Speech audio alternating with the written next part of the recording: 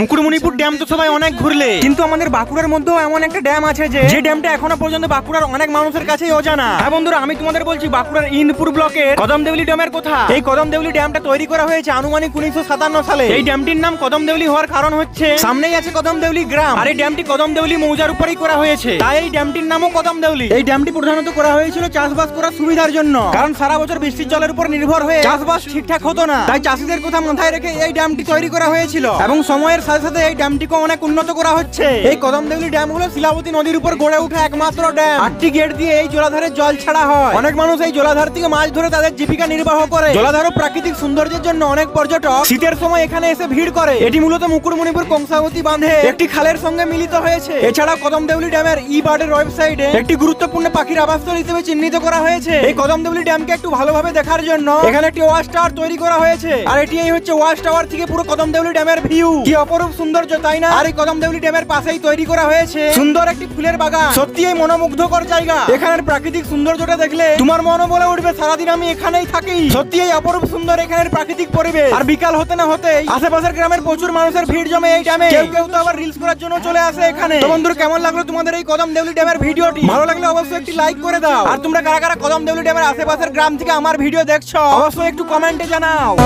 জানতে যদি চাও কতটা তোমার, একটু থেকে যাও এই মনে আমার। নামটা বলুন। আমার নাম তপন কুমার সিং। বাড়ি জিওর কাছে।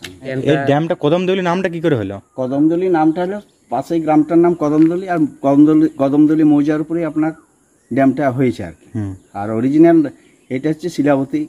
শিলাবতী মানে শিলাবতী নদীটার নাম শিলাবতী। শিলাবতী।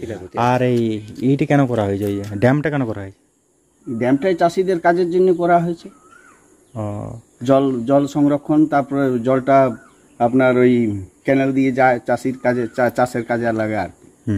সে কতদিন আগে এইটা হয়েছে ড্যামটা? মোটামুটি 57-58 সালে। আমার 1957? হ্যাঁ, মোটামুটি আর কি, আনুমানিক। এই ড্যামটা হয়েছে। হ্যাঁ।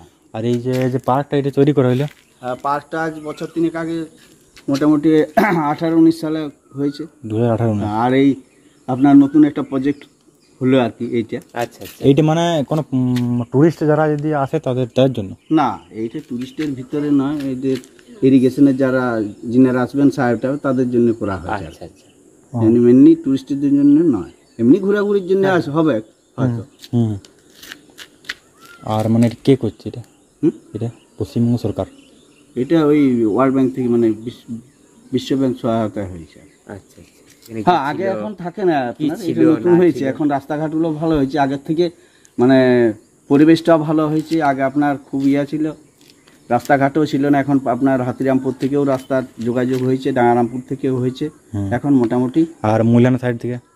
হ্যাঁ, মোলার থেকেও হয়েছে। এটা কোন ব্লকে পড়ছে? এইটা আপনার ইনপুর ব্লকে পড়ছে। ইনপুর ব্লক। এইটা ইনপুর, আর নদীর ওই পাশটা হিড়বান।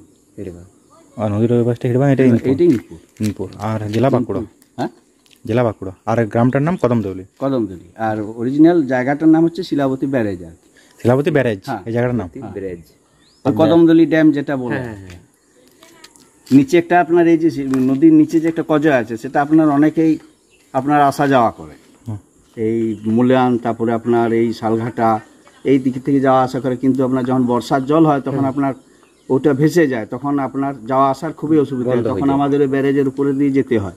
এই রাস্তাটা যদি হতো আর কি, তাহলে খুবই মানে জনগণের উপকৃত হতো, সবাই ভালো হতো। বাস টাস যদি চলতো তখন রাস্তাটা খুবই ভালো হতো। কোনটা বললেন?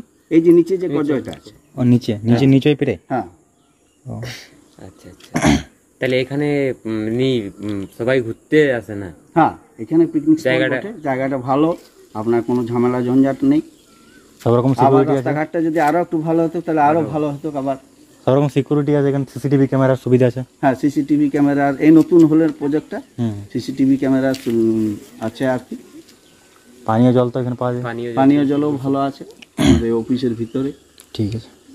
ওই কংসাবতীর থেকেও জল আসে, উপরেও জল হয়, তখন আমাদেরকে খুব অ্যালার্ট থাকে বর্ষার সময়। আপনার সামনেই তো আপনার ছোট নদী, আপনার কখন ভরে যায় কোনো ঠিকই নাই।